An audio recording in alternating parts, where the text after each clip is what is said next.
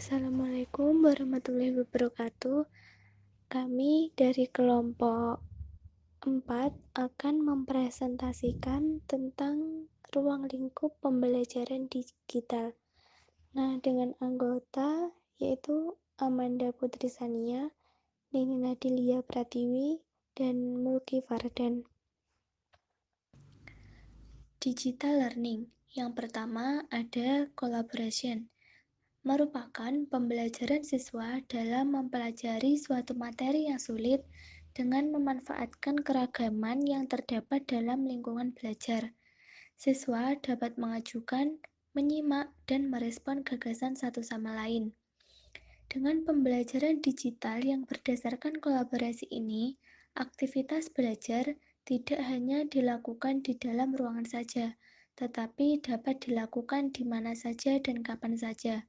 Dengan demikian, proses belajar dapat berlangsung secara mandiri dan kontinu. Pembelajaran kolaboratif yang didukung dengan teknologi juga berpengaruh pada peningkatan interaksi dan kerjasama antar siswa.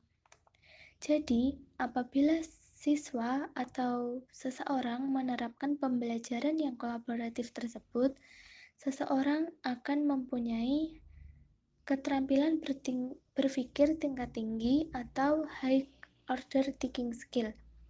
Dan semakin keterampilan tersebut diasah, akan semakin menghasilkan creativity. Creativity itu pada dasarnya merupakan kemampuan internal pada tataran ide untuk membuat atau menciptakan dan memunculkan gagasan baru. Dalam pembelajaran digital learning ini pula, peserta didik harus mempunyai kreativitas yang tinggi, karena peserta didik akan mampu lebih mudah untuk mengakses berbagai materi pembelajaran yang sedang dipelajari. Mengacu pada relevant and contextual curriculum, siswa diminta untuk lebih aktif dalam pembelajaran, sehingga karena pembelajaran digital ini sudah sangat berkembang, sehingga siswa akan lebih mudah untuk mencari tahu materi yang ingin dipelajari atau dikembangkan. Bukan hanya siswa, tetapi guru juga harus memiliki kompetensi pedagogik. Efektif pedagogi merupakan kemampuan yang dimiliki oleh seseorang pengajar atau pendidik yang meliputi pemahaman peserta didik yang berkaitan dengan ilmu dan seni mengajar siswa. Jadi, dalam pembelajaran digital ini, guru dapat meningkatkan motivasi belajar peserta didik untuk mencapai tujuan belajar, menyesuaikan aktivitas pembelajaran yang dirancang dengan kondisi kelas.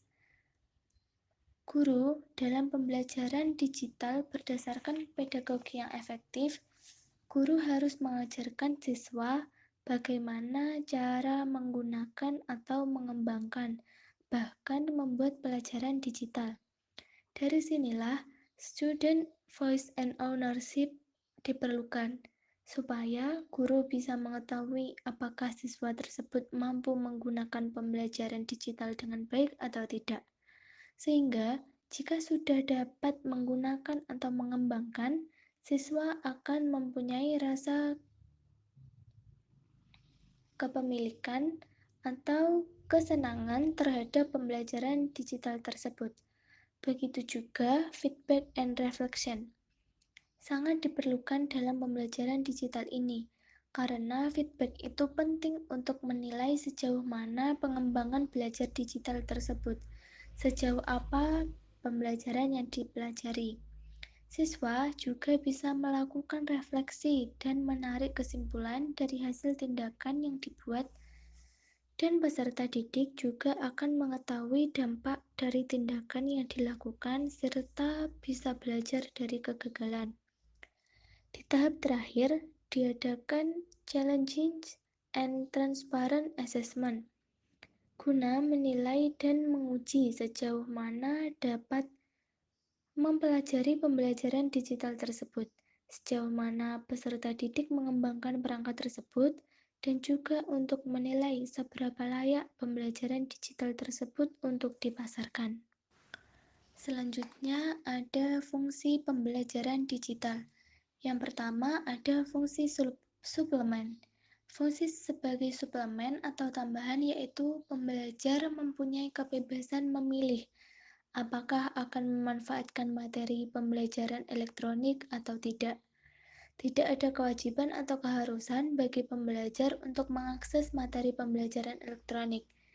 Walaupun materi pembelajaran elektronik berfungsi sebagai suplemen, namun jika memanfaatkannya, tentu saja pembelajar akan memilih tambahan pengetahuan atau wawasan. Yang kedua ada fungsi komplement. Fungsi sebagai komplement atau pelengkap, yaitu materi pembelajaran elektronik diprogramkan untuk melengkapi materi pembelajaran yang diterima pembelajar di dalam kelas.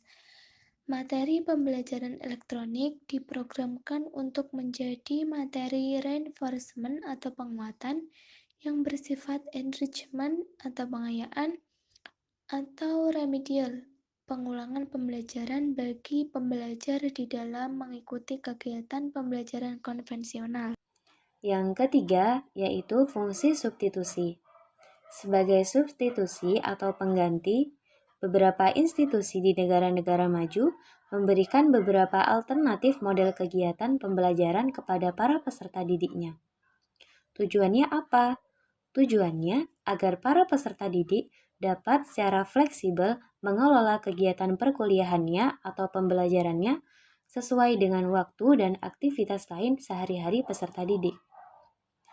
Ada 3 alternatif model kegiatan pembelajaran yang dapat dipilih peserta didik, yaitu yang pertama, sepenuhnya secara tatap muka atau konvensional. Yang kedua, sebagian secara tatap muka dan sebagian lagi melalui internet. Atau yang ketiga, sepenuhnya melalui internet. Nah, alternatif model pembelajaran manapun tidak akan menjadi masalah dalam penilaian, karena ketiga model penyajian materi pembelajaran mendapatkan pengakuan atau penilaian yang sama. Keadaan yang sangat fleksibel ini dinilai sangat membantu peserta didik untuk mempercepat penyelesaian pembelajarannya. Contohnya saja, seperti yang telah kita rasakan bersama, bahwa dampak dari pandemi COVID-19 ini mengharuskan kita untuk melakukan pembelajaran secara daring. Nah, di sini fungsi substitusi telah digunakan untuk tetap menjalankan kegiatan pembelajaran melalui daring, sehingga fungsi substitusi ini sangat berperan di era sekarang. Selanjutnya adalah macam-macam pembelajaran digital. Yang pertama adalah m-learning atau mobile learning.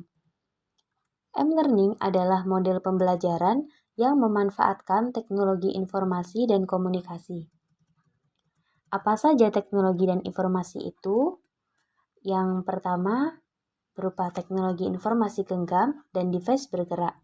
Misalnya, telepon genggam, PDA, laptop, dan tablet PC. Kelebihan dari m-learning adalah mempunyai sifat yang fleksibel, jadi memudahkan pengguna dalam mengakses kapanpun dan dimanapun. Ukuran perangkatnya yang lebih kecil. Yang ketiga, kebanyakan device bergerak mempunyai harga yang lebih murah jika dibandingkan dengan PC desktop. Dan yang terakhir, dapat mencakup banyak pengikut sebab m-learning telah menyediakan teknologi yang dapat digunakan sehari-hari. Adapun kekurangannya adalah masalah media input atau outputnya yang terbatas. Tetapi hal ini bisa diatasi dengan adanya teknologi layar sentuh, touchscreen atau virtual keyboard. Kekurangan yang kedua adalah adanya keterbatasan dalam ketersediaan catu daya, tetapi bisa teratasi dengan adanya pemanfaatan sumber daya alternatif yang praktis, mudah didapat dan dibawa, misalnya baterai care, tenaga gerak manusia, tenaga matahari, dan lain-lain. Adapun jenis konten yang dapat digunakan dalam pembelajaran m-learning adalah dapat berupa teks, gambar, audio, video, dan aplikasi perangkat lunak. Yang kedua adalah media sosial atau sosial media. Mungkin teman-teman sudah tidak asing lagi dengan kata media sosial, karena kita sendiri sering memanfaatkannya. Adapun pengertian dari media sosial sendiri adalah sebuah media online yang para penggunanya berpartisipasi dan bersosialisasi menggunakan internet. Penggunaan media sosial ini semakin memudahkan dalam proses pembelajaran, karena melalui sosial media ini, para pelajar bisa secara aktif dan kreatif, sehingga kualitas pelajar pun bisa semakin meningkat baik dari segi pengetahuan maupun kualitasnya. Beberapa media yang memang sudah banyak digunakan dan bisa menjadi salah satu pemicu kualitas pelajar dalam mendapatkan informasi adalah Facebook, Twitter, YouTube, blog, dan lain-lain. Fungsi media sosial ini harus benar-benar teraplikasikan sebagai media untuk bersosialisasi dalam hal-hal yang positif. Oleh karena itu, melakukan proses pembelajaran digital dapat dengan mudah terjadi melalui media sosial karena dapat mengaksesnya setiap saat dengan cara yang mudah dan menyenangkan. Dan yang ketiga adalah game-based learning. Dapat diartikan sebagai metode pembelajaran dengan menggunakan game atau permainan yang bertujuan untuk membantu memudahkan proses pembelajaran, membuat pembelajaran menjadi menarik, bahkan bisa meningkatkan efektivitas pembelajaran. GBL sendiri atau Game Based Learning bisa diterapkan pada berbagai macam jenis mata pelajaran seperti matematika, fisika, biologi, bahasa, sampai sejarah. GBL sendiri dianggap cocok diterapkan pada pembelajaran anak generasi saat ini karena beberapa faktor seperti yang pertama, kompetisi dan kerjasama tim dapat menambah motivasi pada siswa. Yang kedua, adanya umpan balik yang cepat membuat siswa bisa mencari alternatif lain dalam memecahkan masalah. Dan yang ketiga, menciptakan lingkungan belajar yang asik dan menyenangkan sehingga meningkatkan semangat dan motivasi siswa. Dan jenis GBL yang banyak digunakan saat ini adalah yang berbasis video game. Sebagai pendidik tentu saja kita harus mengetahui dan memperbanyak referensi mengenai berbagai contoh game yang bisa dipakai untuk menunjang pembelajaran. Baik, saya akan meneruskan, yaitu yang keempat adalah pembelajaran berbasis awan. Pembelajaran elektronik berbasis awan diadopsi dari teknologi komputasi awan di mana semua data tersimpan secara terpusat. Jika disematkan dalam bentuk pembelajaran, maka pembelajaran berbasis awan ini kurang lebih mempunyai makna sebagai pembelajaran elektronik yang komponennya disimpan secara pusat. Hal ini sejalan dengan pendapat yang dikemukakan oleh Pam Boyros pada tahun 2014, pembelajaran daring atau pembelajaran secara elektronik yang dimana sumber pembelajarannya disimpan secara lingkungan virtual. Diakses melalui berbagai bentuk perangkat yang mendukung teknologi web, seperti yang sudah dijelaskan tentang layanan pada komputasi awan. Pada jenis layanan software, server dapat dimanfaatkan dengan 92 menggunakan layanan yang sudah ada untuk mendukung proses pembelajaran. Contoh dari teknologi pembelajaran berbasis awan ini, misalkan seorang pengajar SMA pada sekolah A meminta para siswa kelas 11 untuk menceritakan aktivitas mereka selama liburan. Maka pengajar tersebut dapat membuat sebuah berkas di Google Drive, kemudian dibagikan kepada seluruh siswa di kelasnya melalui akun Google mereka. Maka siswa dapat langsung menuliskan kegiatan liburan mereka melalui laptop, PC, tablet, maupun telepon genggam. Mereka meskipun tidak ada aplikasi pengolah kata pada perangkat yang siswa gunakan. Berkas tersebut dapat dibuka oleh seluruh siswa secara bersamaan dan aktivitas menulis mereka dapat dilihat secara langsung oleh pengajar maupun siswa yang lainnya. Menurut Utpal, Jyoti Bora, dan Majidul Ahmed pada 2013, Manfaat pembelajaran elektronik komputasi awan ini, manfaatnya adalah murah. Dengan mengimplementasikan teknologi komputasi awan, maka untuk menjalankan aplikasinya menggunakan tidak memerlukan konfigurasi komputer yang cukup tinggi.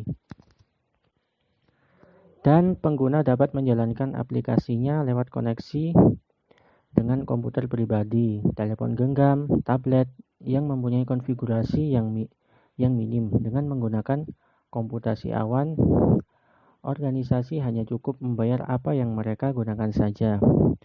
Kedua, meningkatkan kinerja. Maksud dari meningkatkan kinerja di sini adalah dengan memanfaatkan teknologi komputasi awan, semua data diproses di awan sehingga mesin pengguna tidak terganggu. Dan yang terakhir, pembaruan perangkat lunak dilakukan secara cepat, di mana pembaruan dilakukan pada perangkat lunak yang disimpan di awan. Dan yang kelima adalah augmented reality. Atau realitas tambahan merupakan teknologi yang menggabungkan dunia nyata dan dunia maya. Ronald Azuma pada tahun 1997 mendefinisikan augmented reality sebagai penggabungan benda-benda nyata dan maya di lingkungan nyata. Berjalan secara interaktif dalam waktu nyata dan terdapat integrasi antar benda dalam 3 dimensi, yaitu benda yang terintegrasi dalam dunia nyata. Augmented reality semakin penting setiap hari, dialog oleh smartphone baru dan revolusi tablet. Menurut Zarzuela Pernas et al. 2013, perangkat ini akan menentukan secara baru melihat, berpikir, pemahaman realitas. Menurut augmented.com, ada 5 alasan menggunakan augmented reality dalam pendidikan, yaitu yang pertama, untuk mengambil perhatian para siswa. Yang kedua, pemahaman yang lebih baik. Yang ketiga, siswa dapat mengakses model dari perangkat setiap saat. Dan yang keempat, setiap siswa akan mempertahankan lebih banyak pengetahuan untuk jangka waktu lama. Dan yang terakhir, senang dengan ide-ide baru dan berpikir kritis tentang dunia di sekitar mereka. Dan yang terakhir, yaitu nomor 6 adalah virtual learning. Bagi pembelajar agar dapat belajar secara efektif dalam sistem online yang kini tersedia dan semakin kompleks, maka si pengajar perlu membuat materi tentang teknologi web sekaligus sistem pembelajaran formalnya sebuah lingkungan bagi kolaborasi virtual. Dalam VCL semacam ini, pembelajar akan belajar jauh lebih banyak daripada hanya sekedar tahu saja dan dapat pengetahuan eksplisit. Mereka juga mengalami dan memahami bagaimana caranya mendapat pengetahuan bawaannya yang diperoleh melalui keterlibatan mereka secara pribadi dan aktif dalam menerapkan apa yang sudah mereka ketahui, di mana peserta didik tersebut tidak hanya perlu mengasimilasi pengetahuan eksplisit wilayah subjek tertentu saja, tapi dia juga menerapkan pengetahuan tersebut melalui keterlibatannya secara aktif dan kontribusinya terhadap masyarakat. Baik, itu tadi presentasi dari kelompok kami. Jika ada kurangnya, kami mohon maaf. Wassalamualaikum warahmatullahi wabarakatuh.